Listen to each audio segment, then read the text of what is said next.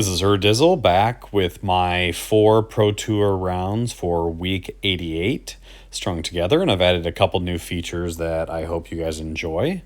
So my bag for all 4 rounds is the same if you've watched any of my other videos. My main disc is my accurate windbreak fuse, and I use that for putts, throw-ins, approaches, pretty much anything. And then my river accurate wind, I like that better than the Explorer. It's just much straighter and seems to work better for me. And then my accurate windbreak musket, I just enjoy the accurate windbreak discs. I just think they're more consistent overall. And then the windbreak glide recoil, I think, is a good bridge from the musket to the drivers. And my drivers, my usual ballistas, the first one being the light glide, the holy grail, as everyone says, and then the light skip. And I go back and forth between the light skip and the glide skip. I think they're both good discs. And so I'm going to give you guys some hole preview. So round 1, we're going to start on Grizzly Gulch. So we've got hole 1 there, pretty standard par 3. Hole 2 with a wind of 2, that par 4 is going to be good shot at eagle, very favorable. And then the cave to cave hole with a wind of 1 shouldn't be any issue with the recoil. And then we're going to switch over to Oak Hill again with some very favorable wind there, a left to right tailwind of 2. And then hole 5 with a wind of 1, not a gimme, but definitely the wind of 1 is not going to cause too many issues. And same thing with hole 6. So all 3 of those Oak Hill holes, I hope to eagle. And then we transition over to Blueberry, which is my least favorite course. And hole 7 there is just not, that's probably not going to be an ace run. Same with hole 8. I'm just going to be playing for birdies on those. And then hole 9 uphill with a wind of 3, I'll probably give that one a run with my accurate windbreak musket, and that should be enough. So here is round 1. And going into this round, I know somebody had already posted a minus 13, and based on the holes that were out there, the Grizzly par 4 and then the 3 Oak Hill ones, I'm pretty comfortable that I can get a 12 under. 13 will be nice, but I'd be content with a 12. So hole 1, pretty easy birdie. And with that wind, there's really not a lot of danger to get into. So we're off and running, birdie on the first. And so this one, par 4 with a wind of 2, left to right tail, this is one it's a must get. There's really no excuse for not getting somewhere up over there.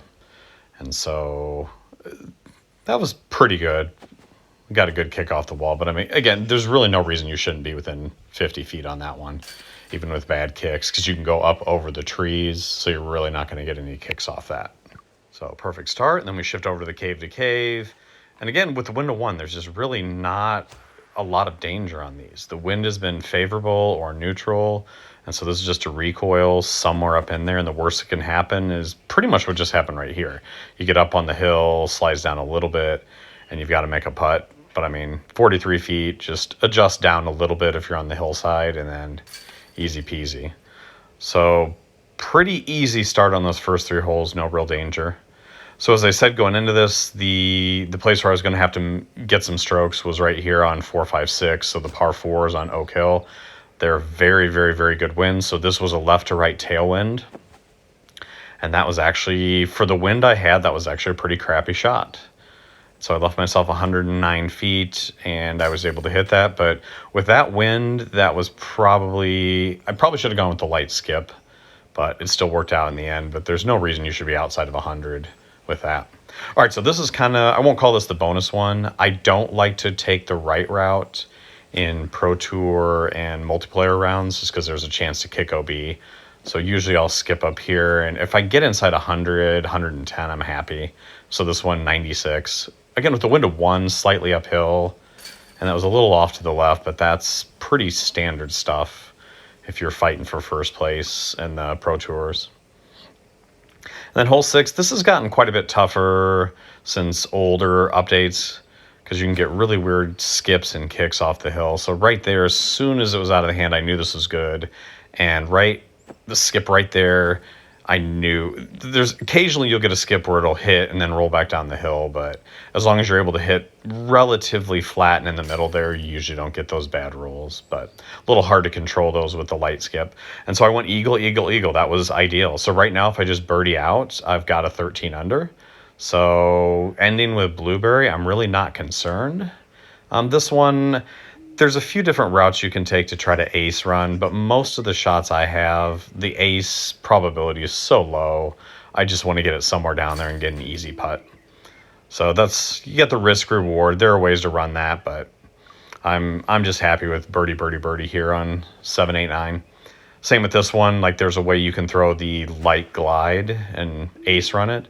But again, I don't see the value in that. If I finish out with all birdies, I tied for the hot round. And there's no point in flying way by it and then maybe getting pinned behind a tree or missing a 50-footer coming back. It's just take your birdie and get out. Now, this one I am going to run. And I know some people have the accurate glide. The accurate glide, and I just left it low. The accurate glide with a wind of 3 tailwind is really, really, really dangerous. So you gotta keep your eyes on that. But this one I went long 53, but that's an easy putt coming back. And there we go. And to me, that was a perfect round. And a perfect round for me is not necessarily getting any crazy aces or even being the hot round. It's just eagling all the par 4s I need and birdieing the rest of the holes and just finishing strong. So 1084 round, I was very, very happy with that. And Drano had already had a 13 under. And I think by the time round 2 started, there were already, I want to say 7 or 8 people that had 13 under. So that was the hot round. All right, so shifting into round 2. Here are the hole previews. So hole 1, we're seeing the cave to cave hole again with a wind of 1. We're seeing the downhill hole 1 at Grizzly. So 2 pretty easy holes to start. Then hole 3 is the shelf hole. That's going to be a tough one. Left to right wind of 3 and a headwind. That one's going to be a tough eagle. Holes 4, 5, and 6, we're going to shift over to windswept. And that's a tricky hole too. With the headwind of 3, I'll throw my river. Same thing on hole 5, I'll throw my river. Those, I probably won't get a good ace run on them, but I'm pretty comfortable that I can get it on the island. That is going to be a hard one. So left to right headwind of 5, that'll be a tricky eagle as well. And then 7, 8, 9, we shift over to harrowing. So we got the par 5, which pretty good wind there. Hole 8, I don't like running that one for an ace, but we'll see what happens when I get there. And then hole 9, that's a wind of 1. That's not a gimme eagle, but that's definitely one I want to get. All right, so round 2, let's see how it starts. So hole 1 is cave to cave. Wind of 1, there's really no excuse if you got the recoil in your bag, at least the wind glide, that you should ever miss this hole. I think the only time I've missed this in a low wind is when I get up this hill and I miss the putt coming back because I don't adjust the up and down correctly. But so like right here, this is actually not an easy putt. 55 feet, you got to be careful where you aim, and that was pretty good. So starting off with the birdie, and then we shift over to hole 2, which is Grizzly hole 1. Again, with a wind of 1, there's really no danger here. If you notice, I aim left of the hole. There's no reason to bring that big tree into play. Just throw it out there. There's no need to go right at the pin. Just get your easy birdie. There's no need to ace run it. So 9 holes and then 2 into this one. We're perfect. All right, this is the tricky one now. So hole 3. My goal here with the accurate wind musket is to leave it just up on the shelf a little bit, and I did not get the skip I wanted. So I am not very happy with where I left that, but I'm going to switch to my forehand fuse. And I really wanted to be about 30 feet shorter, or 30 feet closer. And so my forehand fuse, that is probably my signature shot. I practice that so much. So before the round started, that was actually a bonus eagle for me. I was not anticipating getting that one. So hole 4, I'm just trying to play this out to the left to make sure it doesn't skip too far. And I actually gave it a reasonable run. It was just, I don't think it was ever going to get there, but that was a little closer to the pin than I was actually aiming. I just didn't want it to skip into the water. So 43 feet, easy putt. And then the same thing, hole 5 is another one with a wind of 3. And so this one, I figured out with the river, the windbreak river, it'll always get across. So I just have to watch that it doesn't skip too far left. And I know that looks dangerous, like it looked like it was a little too short, but I know that disc really, really well. And 49 feet, this is not what I would consider a gimme putt with that wind of 3, but if you just aim a little higher, that's one thing. Right around the 46, 47 foot mark is when I start adjusting the height a little bit. All right, this is the one I was worried about. And so I actually played this a little conservative out to the right, and I just did not want to bring the water into play. And that was less than ideal, but I actually wasn't too upset with the result. But 51 feet with that wind of 5, I thought the wind would kind of push me a little to the left, and that was just an awful putt. So there's no way I would have thrown that one in. But with the putt, I thought I had it, but it was just a bad read. So I figured missing that one kind of balanced out getting the bonus eagle on hole 3. So I really want to finish eagle, birdie, eagle here. So I've got the par 5, and I like to play the forehand here. There's a lot of different routes people take, but for me, the forehand kind of shapes to this near fairway. And so if I get inside about 350, I'll switch to my musket. And so here I'm just trying to play this up over the top of these trees and just let it crash down. And so you just got to make sure to get it through the gap. And most of these trees along that was perfect. Most of those trees that are along the green there, the tree trunk is collision, but the leaves are not. So really all you have to do is avoid the trunk and you're good to go. And so this is where something weird happened, and I thought about cropping this out, but I didn't. So I'm 11 feet away. This is that glitch. I actually thought I was going to crash. And so a lot of you have run into this where from 10 or 11 feet you putt and the game doesn't register the putt. So you sit here and you wait and you wait. And so the reason I didn't crop this out was I wanted to show you, just wait it out. Sometimes it takes 2 seconds, sometimes it's 10 seconds, sometimes it's a minute. I've actually had one on the box hole on Lakeside take almost 5 minutes before it finally registered. But even knowing that, I was a little worried here that because there's no wind, usually you can see the wind lines. And so I actually thought the game crashed. And I was so irritated. But I decided to wait it. And I was going to wait this out. There's no way I was going to exit this. I'm just making sure it's good to go. But a lot of times, if you can see the wind lines, then you know the game is still moving, like something's still processing. So here, there's nothing going on. I can't see anything moving. It's just waiting and waiting and waiting. And by this point, I thought it was going to crash. Still waiting. And then it finally did that, and I was like, oh my God. I was thrilled. So that did worry me a little bit. So shifting to hole 8, this is normally one where I will just throw the fuse and not even try to ace run it, but I decided to get a little aggressive with my river, and I ran it, and I just missed it. I try not to run that hole too much, though, because I've gotten some really awful kicks, and honestly, I don't ace it that often. So this is one hole where maybe the Explorer would be a better line, like it'd be a better disc for it, because it's just the stability of it. But I like the river. All right, and then hole 9, just do the light skip, and my goal is just to get it anywhere in the opening, and that was just other than an ace run, I mean, you can't do any better than that. So perfectly parked, just got a lucky kick off that little hillside and just skipped it right to the basket. So again, that to me was a perfect round.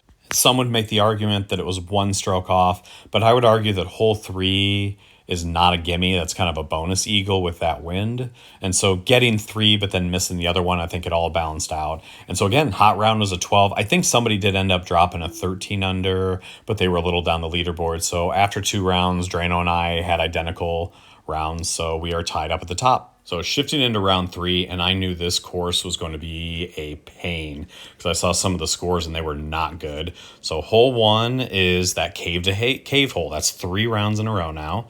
And then we got the par 4 with a right to left wind. That's not too easy. And then a left to right wind to 3 on the shelf hole. So again, that's not an easy one. The box hole with the wind to 3, again, not an easy hole. So I'm starting to see why there were a lot of low scores on this. The Mando hole from Lakeside, so with a right to left wind of 2, again, not an easy one. Finally, hole 6, I would call that a gimme eagle with a wind of 1. And then hole 7, very difficult. That's not going to be fun. Not looking forward to that. Hole 8, the par 4. So it looks like we're getting slammed with a little owlwood. And then, oh man.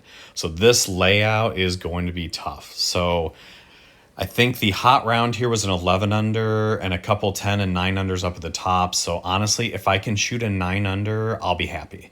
I believe Drano shot a 9 under, so if I can shoot that, I will be tied with him.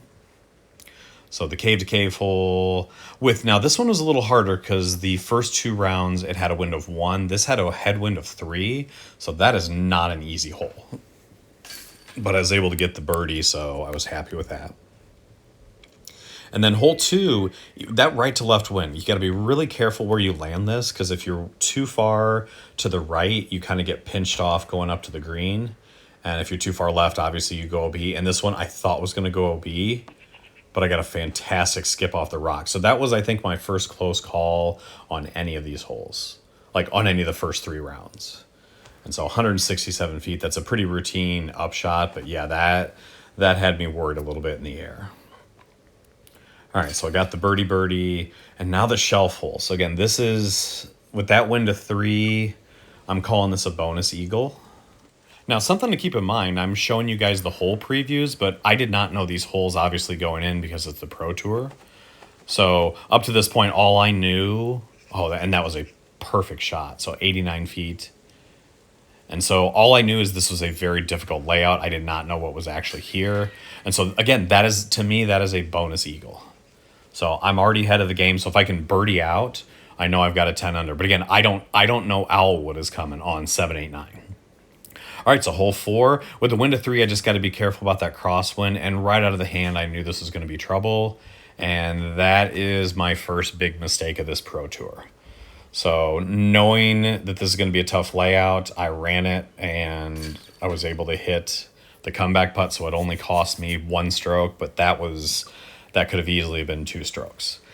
Now, this hole for a lot of people is easy because they have the Explorer. This is not an easy hole for me with the river, because the river has a tendency to go straight and go too long. And so that was actually a pretty good shot. I just wanted to stop short of those trees right there and give me a shot coming back. So 50 feet, I almost threw that too hard, but that's one of those with an elevated basket. I'll putt that a lot of times, but for that one, I just felt a little more comfortable with a throw in. All right, so hole 6, to me, this is a gimme hole because of the wind, and I feel like I left this a little too far out to the right, but the hill nicely filters down. And so even though I'm 57 feet, it's slightly downhill. Most people will throw that in. I think if you've watched any of my videos, you know I'm going to be putting that in. And it actually almost leaked a little out to the right, but I still made it. So at this point, I'm a little concerned because I really should be on an 11 under pace. And then once I see hole 7 and I realize they're switching to Owlwood, I realize why all the scores were low. So on hole 7, I'm going to take the left route here, which is, with the left to right wind, it's really hard to get it through the trees on the right route. So I play this and I immediately think I'm screwed. But somehow it slides up under that log. I mean, that was so lucky. So that's, to win these Pro Tours, you got to get some lucky breaks. And so that I think was my lucky break. I know I did have the throw in on the box hole, but that right there was pretty lucky. All right, this is actually a tricky hole. I throw the recoil, but with a right to left wind, I have to put a little more hyzer on it. And I've actually had it where it stands up and rolls right through that bush and rolls back down a hill, and you're in automatic bogey range. Like, you have to rethrow your tee shot. Like, there's just no easy way to get up and down with the bush in the way. And so I was a little concerned about that one. Now, this one I'm really, really concerned about because the tree and leaf collisions on this hole are just absolute garbage. And so luckily I got a nearly perfect shot. And it's okay to crash into that tree. But yeah, that is a tough hole. Luckily there is the drop zone. But yeah, I was pretty happy with that one. And so 63 feet was right on the edge of my putt range. And so I am going to putt this one. Anything further than that, and I almost missed it. Like, that's to the par 4 on Lakeside, I almost missed as well, but I am happy to get out of there with a 10 under. Knowing what the holes are now, looking back on them, a 9 under would have been okay, but 10 under I am absolutely thrilled with. So that 10 under actually puts me in the lead by 1 stroke. So it's turd sandwich, and there were a couple other people that popped in that were also tied with Drano there. So, but I knew going into the last round I had roughly a 1 stroke lead. I wasn't really worried about anybody popping in. although I probably should have been. So going into round 4, I'm pretty happy, and I am recording outside, so you guys might hear some wind in the background. So round 4 preview, we start off with blueberry, and again, remember, I don't know these holes going in. This is just a preview for you guys. So couple pretty easy par 3s. I don't know if I'm really going to have a good shot at ace running them. That one, hole 3, that should be an ace run for me, so that might be one where we can pick up a stroke. And then we switch over to Crow's Nest. That, with the wind of 1, that should be an eagle. So I'm thinking there's one eagle there. And then that's a pretty easy one. Skip it off the wall, though I've got to watch that one tree. Hole 6 there, that's probably one of the easiest. That's Crow's Nest, hole 1. That should be no problem. And then uphill, that's one where there are some skip ace options for that, but that's nothing you're running in a Pro Tour. And then also pretty easy wind of 1 there. And then the par 5. So looking at these holes, again, I didn't know this, but I believe if I shoot a 10 under, I will tie Drano and D Bargs for the top spot. And if I can get an 11 under, I will be in first place. So hole 1, this one with a left to right headwind of 2. I haven't really worked out the musket, and the river just doesn't quite get there. So this is one I'm just kind of throwing down there and playing for the birdie. So 42 feet. And I could probably throw a fuse and get it down there as well. But that's a tough hole for me to ace unless I've got a tailwind. So birdie. And again, my goal is a 10 under to tie, 11 under to win. So I'm looking for 2 eagles anywhere in this round. And knowing that I'm starting off on blueberry, there's probably not going to be many opportunities. That one, the accurate wind musket just doesn't quite have enough to get there on that hole unless it's ideal winds, and that most certainly was not. So birdie, we're all right with that. No mistakes. Okay, so now right here when I came up to this hole, I thought this is a chance, because honestly, I thought this is where some of the guys that got 11 under probably got a stroke. And so I was ace running it, and I thought there would be a chance. And right there, that is actually the worst case scenario. Not only do you miss, but you skip off the basket. And so this is my first challenging putt of this round, 62, and that's a throw-in. And I could probably do a putt on that, but that was in that top end range for my putts. And I was probably still thinking about that putt I almost missed in round 3, even though I played it the day before. All right, so here's one of those eagles. I throw the recoil with a forehand, and I just missed the tree. And that is money. That should be inside 60. Yeah, and again, a lot of people will throw that in. I'm extremely comfortable putting that from 57 feet, so I'll slightly adjust my height, but that is, to me, that is not a scary putt. All right, so there's my 1 eagle. So now I just need to finish all birdies and maybe sneak in another eagle. And so I'm going to play this one off the wall. And it felt good going out, but then it hit, of course, that tree you guys all know and love. And so now I've got a second challenging shot here, headwind of 2, so I've got to be careful not to give it too much. So 87 feet, I was able to hit that. That was a little longer than I wanted on that one, so I didn't want to give that one back. And this one, when I come up to this hole, I think this is one of the, I don't remember if it's the easiest or one of the top 5 easiest holes in the game. And it is pretty easy. I mean, I'm not missing that one. Just point, shoot, forehand river, or explorer, or whatever you got, and that's a gimme. All right, so now when I see harrowing pop up, so this is not a gimme par 3 because there are ways that you can kind of skip to the wrong spot and have an obstructed putt. But knowing this, I know there are several par 4s on harrowing that I'm hoping will pop up. And so then when I get to hole 8, I'm thinking, where did these people get 11 unders and 12 unders? Because I think I saw somebody throw a 12. And remember, right now, if I birdie out, I'm tied for the lead. I'm tied for first. And that one snuck through. So all I'm hoping right here is this is an easy putt. I'm just hoping I get one of the easy par 4s or maybe the par 5. And then I just have to execute. And so here it is, last hole in the tournament, round 4. If I birdie it, if I par it, I get second place. If I birdie it, I'm tied for first. If I eagle it, I get solo first. And so I throw the forehand and I sneak it through. And once I got to about right there, I felt very, very good about my chances because it's far enough out that I can just throw kind of a stall hyzer. So I'm going to throw my ballista way up there and let it slam down. And right there, I knew I was good. Although just barely clipped up there, and that is it. So putting from very, very, very short range here, 37 feet for the win. And there it is. And so with that, I shot an 11 under, and that put me... but 11 under, only a 10, just over 1,000 rated rounds. So that really wasn't... That was tough on ratings. But so that round put me one stroke ahead of Drano. And at the time, I didn't know D. Bargs had finished out too. So they both shot 45 unders. I'm at 46, a few 44s. And so at the time I finished, and there's some good names in there I don't have to worry about. So I was pretty happy. So one shot lead with about a day left, and the final standings for that tournament ended up looking something like this. So I did end up holding on for that one shot lead. A couple other names popped up there in the top 7, but overall that was a pretty successful pro tour for week 88. So hopefully you enjoyed the extended walkthrough.